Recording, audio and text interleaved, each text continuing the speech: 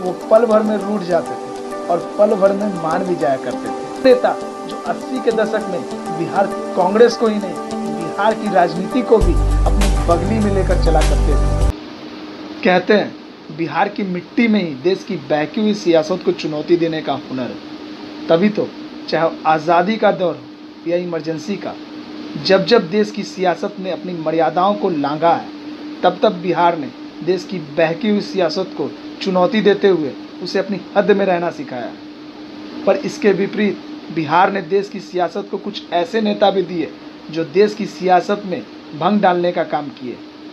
आज मैं बिहार के उस नेता की बात करना चाहता हूँ जिनके बारे में कहा जाता है वो पल भर में रूठ जाते थे और पल भर में मान भी जाया करते थे। वो नेता जो भारत के उन गिने चुने परिवार से ताल्लुक़ रखता था जो गांधी परिवार का विश्वासी परिवार माना जाता था। वो नेता जो इमरजेंसी के दमनकारी माने जाने वाली सरकार के कर्ता धर्ता थे। वो नेता जो 80 के दशक में बिहार कांग्रेस को ही नहीं, बिहार की राजनीति को भी अपनी बगली में लेकर चला करते थे। वो नेता जो सुबह की चाय की चुस्की लेकर अपने मीठे सपनों की दुनिया से तब तक बाहर नहीं आते थे जब तक उनकी बेडरूम की मेज पर 2 लाख रुपए पहुंचा नहीं दिए जाए। वो नेता जो बिहार के सीएम 3 बार बने और बिहार को 3 गुना आगे ले गए। कन्फ्यूजिएगा मत, विकास में नहीं कई और चीज़ों में, वेट एंड वॉच। वो नेता जो बिहार के सीएम 3 बार बने और उन्हें जेल जाने का सौभाग्य भी 3 बार मिला। वो नेता जो आखिरी बार सीएम की कुर्सी छोड़ते हैं तो उसके बाद किसी भी कांग्रेसी नेता को बिहार के सीएम की कुर्सी पर चैन से नहीं बैठने देते।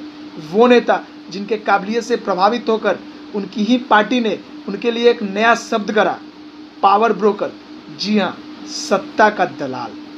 वो नेता जिनके अपनी ही पार्टी के पीएम ने उनका बिहार की राजनीति में प्रभाव कम करने के लिए ऑपरेशन जगन्नाथ चलाया, पर जगन्नाथ मिश्र ने भी ऐसा तिरकम और जोड़ तोड़ किया कि वही पीएम उन्हें बिहार की कुर्सी पर तीसरी बार बैठने के लिए आगरा करने चले आए। अब तो आप समझ ही गए होंगे मैं किसकी बात कर रहा हूँ। जी हाँ, मैं जगन्नाथ मिश्र की बात कर रहा हूँ।